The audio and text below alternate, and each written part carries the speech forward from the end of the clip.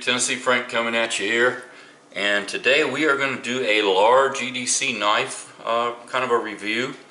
And you know, normally I'll carry something kind of like this Mannix 2 G10.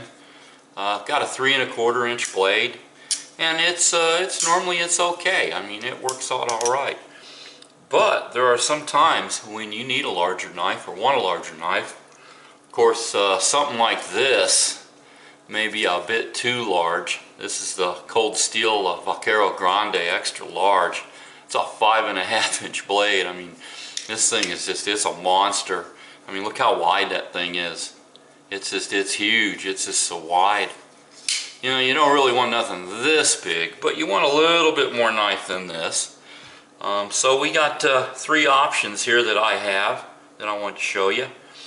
First one is going to be this guy here.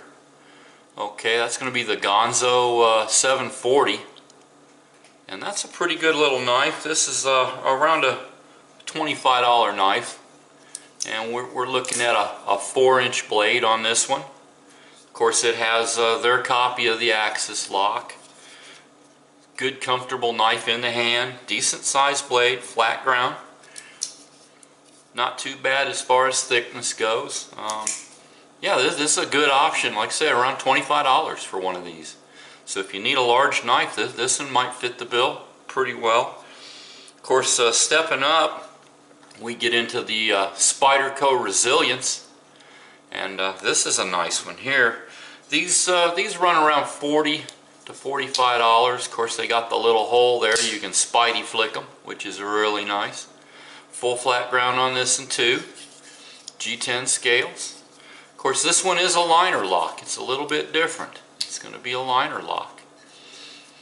But this could be another option if you're looking for a large everyday carry and you don't really want to break the bank. Something like this might fit the bill pretty good if you don't mind that liner lock right there. And of course, moving on, one of my newer additions is the Voyager Large. Of course, they used to make these Voyagers in small, medium, large, and like the extra large. But this is a traditional back action, and now they're only making them in medium. And this one you can kind of Spidey flick it there if you want. But all 3 of these have right at 4-inch blades. Of course, this one they've moved up. This is CTS BD1 steel in this knife now. They used to run AUS 8A, which I'm not crazy about AUS 8A. I mean, to me it's okay. It's not like, you know, the best steel. I personally think the 440C that's in this knife, or the 8CR13 MOV in the Spyderco, I think that's a better steel. But now, yeah, they're running BD1 in this, and this is a real comfortable knife. Real good in the hand. It has almost a pistol grip feel to it, where when you grab it you can really plunge with this knife. It's got a good feel to it. But like I said, I mean, if you need something huge, you know, go for something like that. But I mean, it's going to be tough to carry. But these guys here, they're not a whole lot larger than your standard EDC, which is, you know, this is my standard. You can see it's a little bit bigger, but not bad.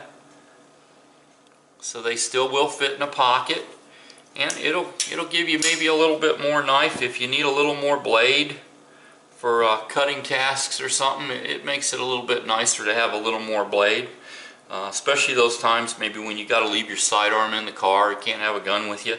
It's good to have a little bit more knife in case you have to use it.